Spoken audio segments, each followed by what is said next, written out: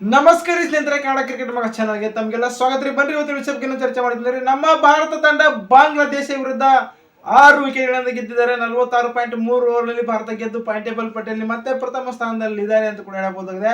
ಯಾಕಂದ್ರೆ ಈಗಾಗಲೇ ಒಂದು ಮುಂದಿನ ಪಂದ್ಯ ನಾವು ಪಾಕಿಸ್ತಾನ ವಿರುದ್ಧ ಆಡ್ತೀವಿ. ಇವಾಗ ಪಾಕಿಸ್ತಾನ ದೊಡ್ಡ ಭಯ ಬಿದ್ದಿದ್ದಾರೆ. ಯಾಕೆ ಭಯ ಬಿದ್ದಿದ್ದಾರೆ ಅಂದ್ರೆ ಇಲ್ಲಿ ಕ್ಲಿಕ್ ಆಗ್ತಾ ಇದ್ದಾರೆ, ರೋಹಿತ್ ಶರ್ಮಾ ಕ್ಲಿಕ್ ಆಗ್ತಾ ಇದ್ದಾರೆ, KL ರಾಹುಲ್ ಕ್ಲಿಕ್ ಆಗ್ತಾ ಇದ್ದಾರೆ, ಶುಭ್ಮನ್ ಗಿಲ್ ಕ್ಲಿಕ್ ಆಗ್ತಾ ಇದ್ದಾರೆ. ಇವರೆಲ್ಲ ಇಂಗ್ಲೆಂಡ್ ವಿರುದ್ಧ ಹಾಗೆ ಓಡೆ ಪಂದ್ಯ ಸ್ವಲ್ಪ ಮಟ್ಟದಾಗಿ ಇಂಜುರಿ ಕಾರಣ ಹಾಗೆ ಏನೇನೋ ಕಾರಣದಿಂದ ಫೇಲ್ ಆಗ್ತಾ ಇದ್ರು. ಇವಾಗ ಅವರು ಒಂದು ಪಾರ್ಟಿಗೆ ಜಾಯಿನ್ ಆಗಿದ್ದಾರೆ. ನಮ್ಮ ರೋಹಿತ್ ಶರ್ಮಾ ಡೇಂಜರ್ ಬ್ಯಾಟ್ಸ್ಮನ್ ಇವಾಗ ಪಾಕಿಸ್ತಾನ ತಂಡಕ್ಕೆ ದೊಡ್ಡ ಭಯ ಶುರು ಆಗಿದೆ ಅಂತ ಕೂಡ ಹೇಳ್ಬೋದಾಗಿ. ಇನ್ನೊಬ್ಬರು ಇದ್ದಾರೆ ಪಾಕಿಸ್ತಾನ ಕಾಡೋರು, ಹಾರ್ದಿಕ್ ಪಾಂಡ್ಯ ಅವರು ಇದ್ದಾರೆ. ಅವರು ಕೂಡ ಕಾಡ್ತಾರೆ.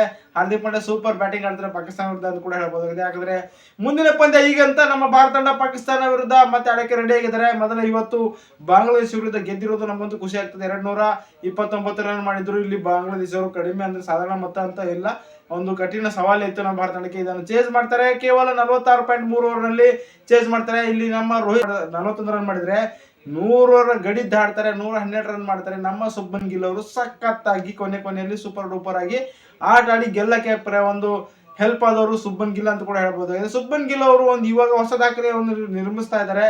ಏನಪ್ಪಾ ಅಂದ್ರೆ ಇಲ್ಲಿ ಓಡಿಐ ಪಂದ್ಯಗಳಲ್ಲಿ ನಂಬರ್ 1 ಬ್ಯಾಟರ್ ಆಗಿದ್ದಾರೆ ಶುಭ್ಮನ್ ಗಿಲ್ ಅವರು. ಆ ರೀತಿಯಾಗಿ ಬ್ಯಾಟಿಂಗ್ ಆಡ್ತಾ ಇದ್ದಾರೆ. ಸೂಪರ್ ಡೂಪರ್ ನೋಡಿರ್ಬೋದು. ಇಂಗ್ಲೆಂಡ್ ವಿರುದ್ಧ ಅದೇ ರೀತಿಯಾಗಿ ಆಡಿದ್ದಾರೆ.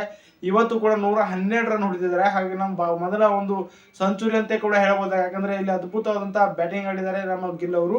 ವಿರಾಟ್ ಕೊಹ್ಲಿ ಸ್ವಲ್ಪ ಮಟ್ಟದಾಗಿ 38 ದಿವಸಗಳಲ್ಲಿ 22 ರನ್ ಮಾಡಿದ್ರು. ಇವರು ನಮ್ಮ ಪಾರ್ಟಿಗೆ ಜಾಯ್ನ್ ಆಗಬೇಕು, ಆದ್ರೆ ನಮ್ಮ ಭಾರತ ತಂಡಕ್ಕೆ ಹೆಲ್ಪ್ ಆಗ್ತಾರೆ.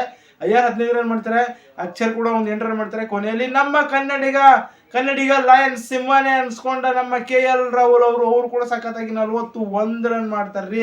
ಸೂಪರ್ ಡೂಪರ್ 2 ಸಿಕ್ಸರ್ 1 ಬೌಂಡ್ರಿ ಮುಖಾಂತರ ನಮ್ಮ ಭಾರತ ತಂಡಕ್ಕೆ ಹೆಲ್ಪ್ ಆದ್ರು.